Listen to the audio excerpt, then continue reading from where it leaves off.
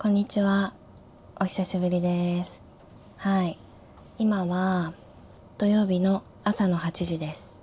今日はこの後8時半から3コマレッスンがあります。1人目、2人目がアメリカの方なので、金曜日の夜ですかね。金曜日の夜、仕事終わりに来てくれて、3人目がシンガポールの方なんですけど、シンガポールの方は今度は日本より1時間早いので8時台に来てくれる感じになりますね。なので土曜日の朝活っていう感じで日本語のレッスンに来てくれます。私今30分のレッスンしかやってないんですよ。なので3コマなんですけど1時間半で終わります。こういう長い動画はすごい久しぶりなんですけど、短い動画は数ヶ月前からちょいちょい出してて、その中でちょっと説明してたんですけど、私は今日本語教師がもちろん主軸ではあるんですが、日本語教師だけじゃなくていろんな仕事をしているんですね。なので今日もレッスン朝あって、その後午後またあるんですけど、その間の時間とかは作業したりとかして過ごそうかなと思います。そういうのも全部ちょっと Vlog に撮っていけたらなと思います。そうですね、ちょっと時間があるのでデスク紹介でもしようと思います。まず私の目の前はこんな感じになってます。ズームするとまずこれは時計ですね。でその隣には鏡があって、鏡にちょっと映ってますけど、これライトです。こんな感じでつきます。これはニトリで買いました。なんかクリップで挟むとつけれるんですよ。で充電ができるから便利だなと思って使ってます。その隣にはフィギュアがあります。これなんかモフモフしてるんですよ。しかも足とかがこれ動くんですよね。可愛いなって思ったのと、あとはコンテンツを撮るときにちょっと使いました。すごい可愛いので飾ってます。その隣にあるのは最近話題のポップマートのフィギュアですね。ほこりかぶっちゃうなと思って100均で買ったケースに入れてます。で今度こっちは横です。横には使ってる教科書が並べてあります。でその隣にはペン立てがあります。最近いただいたものなんですけど、すごい便利なんですよ。こういう隙間に入れられて、かつどこに何が入ってるか見えるので、すごい気に入って使ってます。でその隣にはちょっと年季の入った箱なんですけど、マイクが入ってます。私は今動画もよく作ってるので、その時に使うマイクですね。もう結構使ってますね。4、5年使ってるんじゃないかなと思います。でその上には iPad のケースがあります。自分で作りました。ちなみにこの布は私が今韓国の生地屋さんをしてるんですけど、そのお店にある布です。今3コマ終わりました。今日はシンガポールの学生さんと話してたんですけど、会社の仕事の一環でイベントのスタッフをしたらしいんですけど、そのイベントがポップマートのイベントだったらしいんですね。でさっきちょうど朝見せたじゃないですか。私これフィギュア買いましたみたいな。でこのフィギュアをたまたま私はちょっと欲しいなと思って買ったんですけど、今すっごい人気じゃないですか。でシンガポールでポップマートのイベントがあったらしいんですけど、値段が本当にちょっと想像以上に高くてびっくりしたんですね。まずそのイベント自体は多分ポップマートの商品が買えるみたいなイベントで、その時限定のちょっと希少価値が高い商品とかもあるっていう、そんなイベントだったらしいんですけど、でそのイベントに入るのにまずチケットがいるって言ってて、普通のチケットがシンガポールドルで38ドルなので、日本円だったら今のレートだと4300円。これが普通のチケットですね。4300円のチケットを買ってイベントに入って、ちょっとちっちゃいプレゼントはもらえるらしいんですけど、もらって、でその会場に入る人のメインはフィギュアとかを買うことだから、そっから買い物がスタートするっていう感じらしくて、まずその4300円にもびっくりしたんですけど、 VIP チケットっていうのがあって、 VIP ですね。これがシンガポールドルで280ドルなので3万2000円、入るためだけに3万2000円買うらしいです。でこういうなんかフィギュアが売ってるわけじゃないですか。でこれじゃないんですけど、なんかあるフィギュアがマクドナルドとコラボした限定のなんかフィギュアがあって、それが380ドルなんですってこれぐらいの大きさで、はい、いやーすごいなと思いましたね。VIP のチケット買わないとそれは買えないって言ってたんで、まず280ドル、はい、3万円ぐらいのチケットを買って、その後で4万円ぐらいのフィギュアを買うってことですよね。それだけで7万円、すごかったって学生さんも言ってましたね。正直このなんか一般的なやつも1700円とかだったんですよ。それでも私は普通のフィギュアに比べて高いなって思ってたぐらいなんですけど、ちょっとこうレベルが違うなって思いました。はい。なのですごい面白いですね、こういうの。日本で流行ってるものが、海外でも流行ってるんだとか、この国だけでなんでこれ流行ってんのとか、そういうのが知れるので面白いなって改めて思います。今日はですね、明日アップしたい動画があって、それの作業がまだ全部終わってないので、それをしに行こうと思います。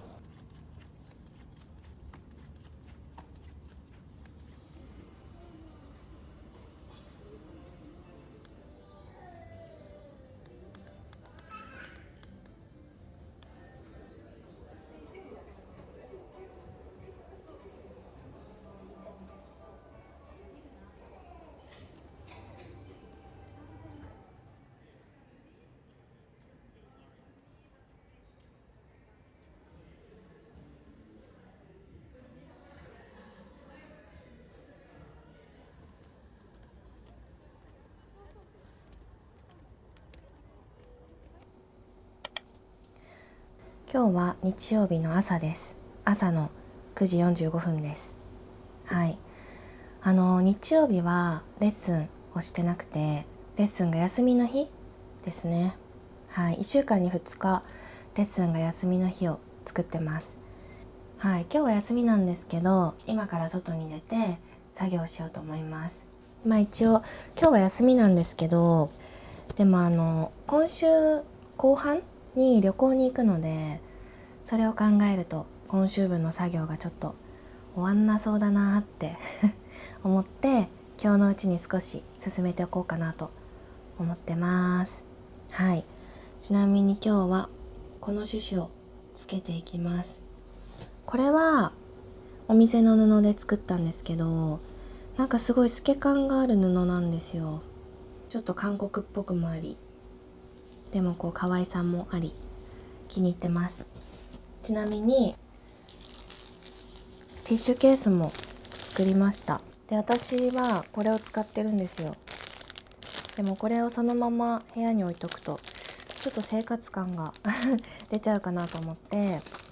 ケースを作ってみましたが、さっきも言ったようにこれ透け感がある素材なので透けちゃうんですよね。はい。光がないとこで見たら案外平気なんですけど、なのでもうちょっと分厚い布でも作ろうかなと思ってます。でもこれはまたこれで可愛いので使ってます。ちなみにこの布ピンクもあります。ピンクも透け感あるんですけど、白よりは透けなさそうですよね。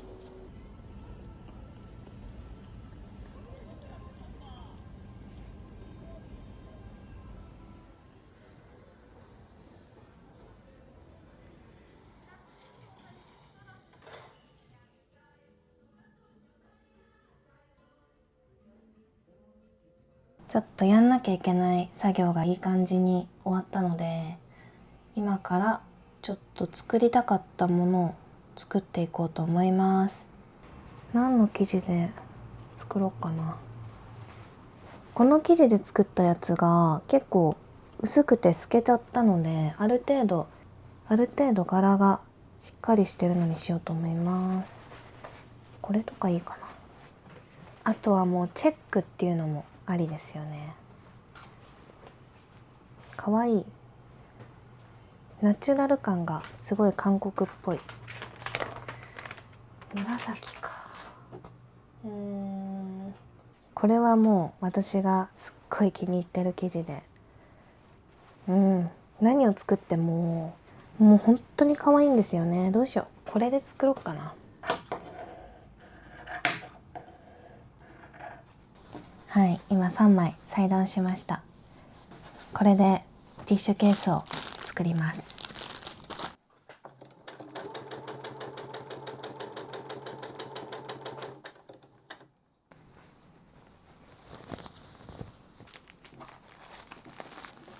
1個完成しました。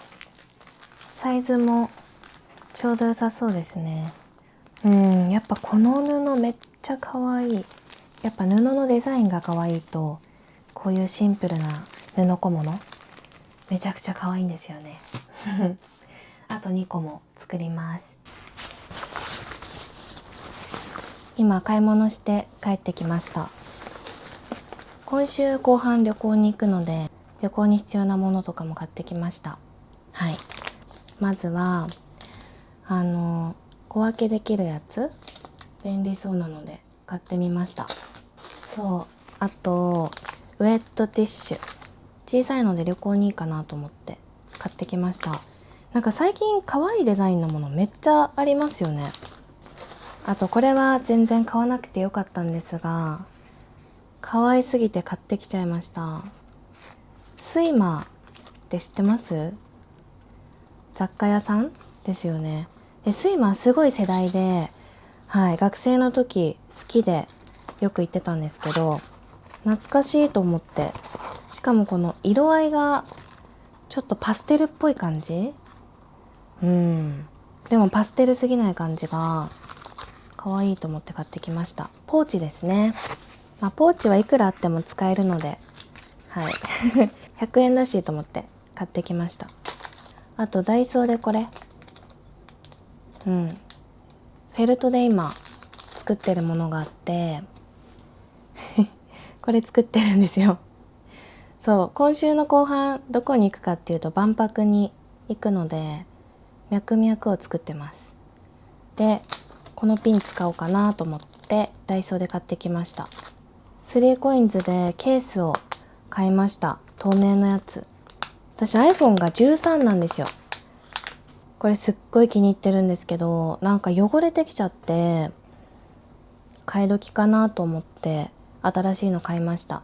から気に入ったものがあったらすぐ買っちゃうタイプなんですけど、やっぱ13っていうのもあって全然ないんですよね。なのでとりあえず透明のものを買ってきました。元の色はピンクなんですよ。可愛いですよね。でこれは今回買ったわけじゃないんですが、3COINS のストラップつけれるやつ、とりあえずこんな感じでしばらく過ごそうと思います。あとは今日作ったものですね。ティッシュケースを作りました。1個目はラブリーなピンクのケースです。2個目が大好きな布で作ったケースです。で3つ目がですね、これなんですけど、ちょっとここにタグもつけてみました。かわいい。早速ティッシュを入れようと思います。こんな感じです。ストラップも作ってきました。携帯とかにつけるやつですね。この布がすごい好きで、なんかちょっとジブリっぽくないですか？ヴィンテージな柄なんですけど、結構これ便利なんですよね。これはなんかこれだけでもいいんですけど、これまたヴィンテージっぽいマイメロのパーツを後でちょっとここにつけようかなと思います。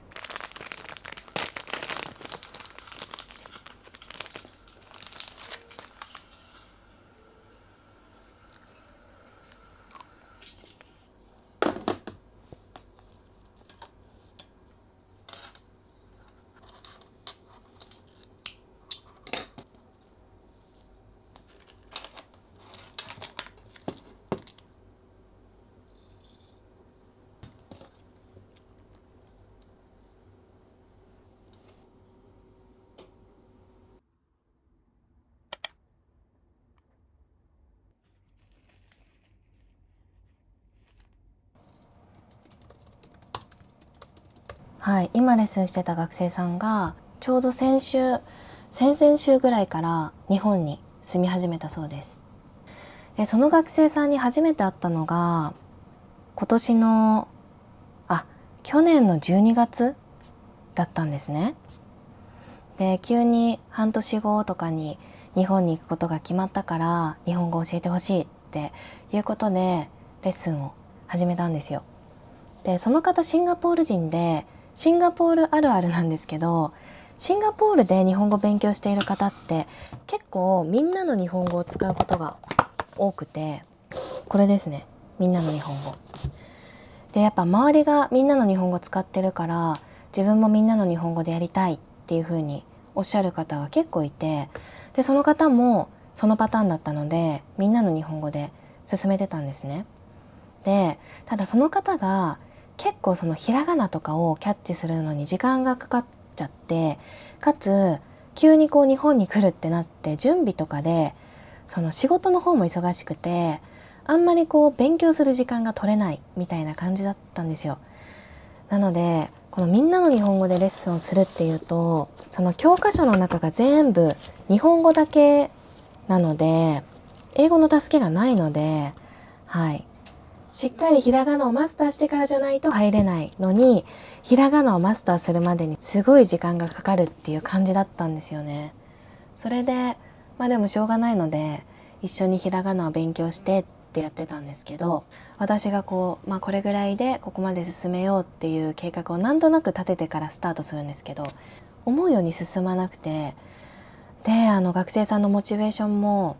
なんかこう忙しいし日本語難しいしってどんどん落ちちゃってる感じで、そんな感じだったんですね。でこの前の7月に会社に言われて JLPT を受けるって言ってて JLPT を受けてたんですけど、それが終わった後とりあえず日本に行く準備もしたいからレッスン休みますって言って2ヶ月ぐらいですかね、今9月の初めなので2ヶ月ぐらい休んでたです。はい、正直この方来なくなっちゃったらどうしようみたいな心配があって、はい、せっかく日本に住むんだったらある程度日本語ができた方がいろいろ世界も広がるしいいんじゃないかなと思ってたんですけど、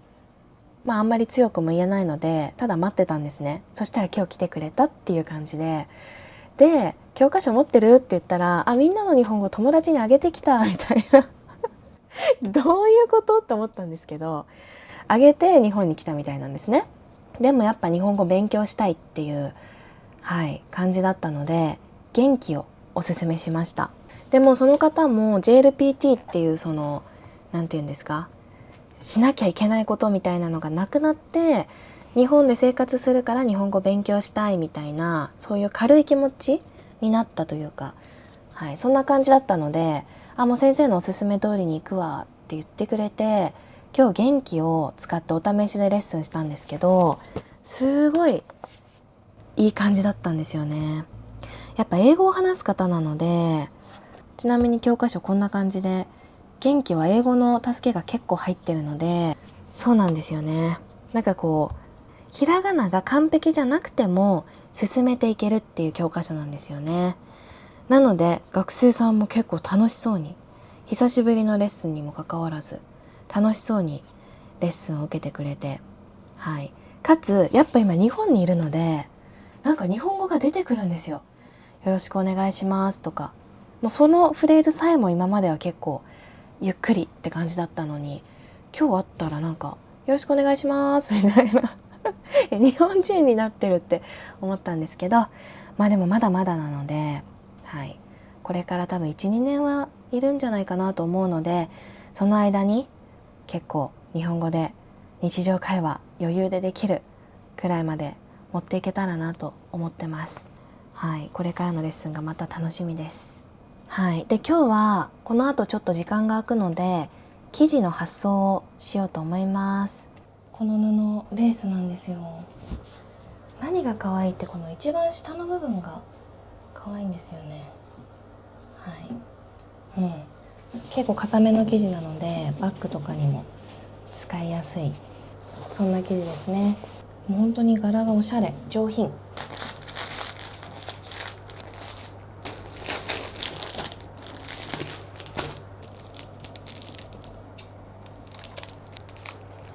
可愛いし。